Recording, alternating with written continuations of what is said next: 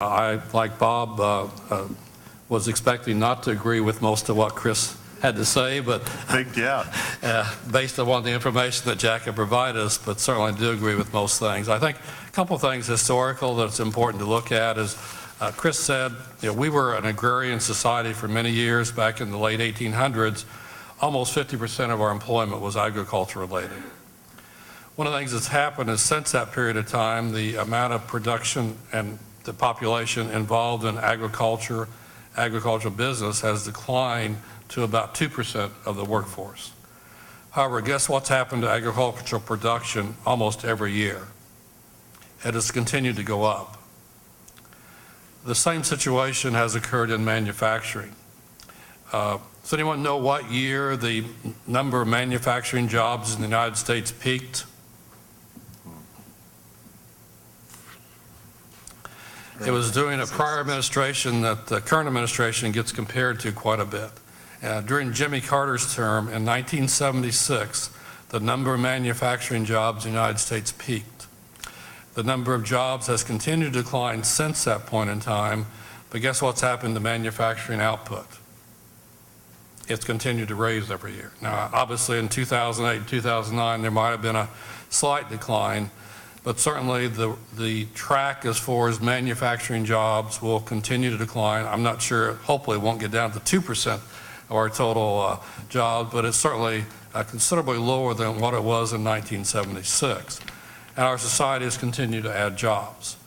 One of the things that I think is important, and I'll give you a couple anecdotal experiences based upon, meeting with people. Back in 2005, my wife and I happened to be on a short boat trip on the Rhine River in Germany and saw this young couple, assuming they were Chinese American because the fellow was dressed in a polo shirt and khakis and tennis shoes, and his wife was similarly attired, and they had an 8-year-old daughter. And so I walked up to him and started talking with him. It turned out he was a vice president of Citibank in Shanghai and had lived all his life in China except for 2 years that he had come to the United States to go to Stanford and get an MBA.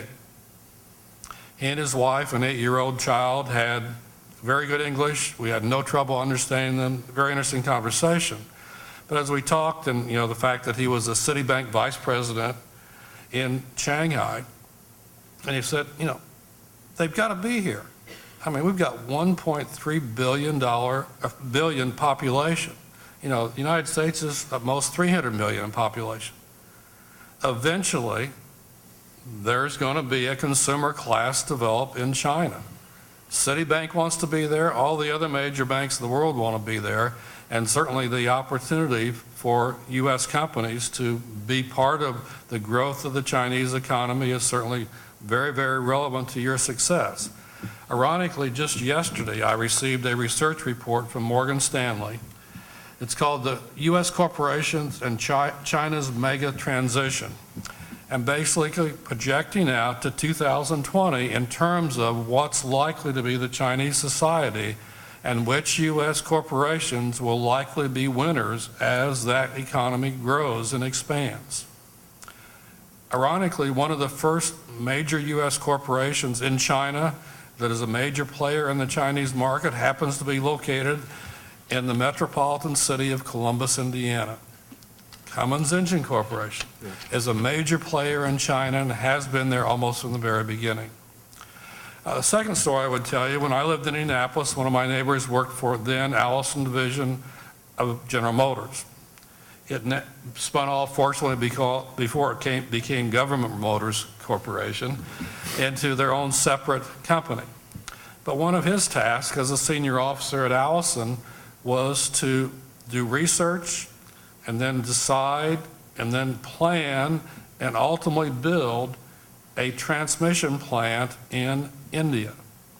So he's been going back and forth to India for the last 5 years, and they're now in the process of building that plant. What's the population of India?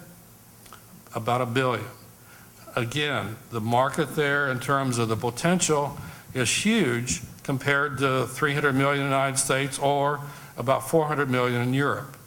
The real challenge is how those economies are going to evolve and what can be done both here and abroad to help those economies transition from where they were at, you think 10 to 15 years ago where they're at today, and where they'll be by 2020. Again, like Bob, I tend to be more optimistic. I think there's some real opportunities. I think the kind of workforce that we will be needing 10 years from now is totally different than what we have today, and certainly extremely different than what we had 20 years ago. There are certainly some things that are going to be going on. Certainly in the United States situation today, we are shooting ourselves in the foot. Probably our number one export out of the United States today that's hurting us is brain power. That is the number one problem that we have. We are educating probably more scientists, chemists, physicists, engineers that go back to their own countries because we do not have an immigration policy that allows us to keep that brain power here, even though the vast majority of them want to retain their position here as part of the United States society. That's a political issue. It affects both political parties. Neither one is really addressing that issue. I thought it was interesting. I just picked up an article today from the New York Times by Thomas Friedman. I like to read the Times to see what the other side thinks about certain issues. But one of the things, our current administration has lost its power to do anything. This article was about the fact that the head of the Department of Energy wants to do some projects in major areas of energy as far as research, nuclear energy, batteries, things like that, and they're asking for $25 million for 8 projects. That was cut from the budget because the Obama administration doesn't think they have the political power to get that kind of funding approved for what are peanuts compared to the money we're spending on. There's got to be some changes in what's going on in our government, because frankly, as an investment person that I manage money for people, I've got to spend over half my time figuring out what's going on in Washington, because that has more effect on my investments than anything that's happening on Wall Street or anything in the rest of the world. So that's some of the things that I see as a small town banker looking at the situation. Certainly I think we have to be optimistic, but frankly, my age, and I'm 66, for the first time I really see that my children, and particularly my grandchildren, standard of living is not going to be as good as what mine has been. And that's frightening. And certainly the majority of people in this country now have that same shared belief. And I think we've got to do some things that fundamentally change the way we look at things and make decisions to help our country regain its position. And so we can again be looking at the morning of a future like President Reagan mentioned.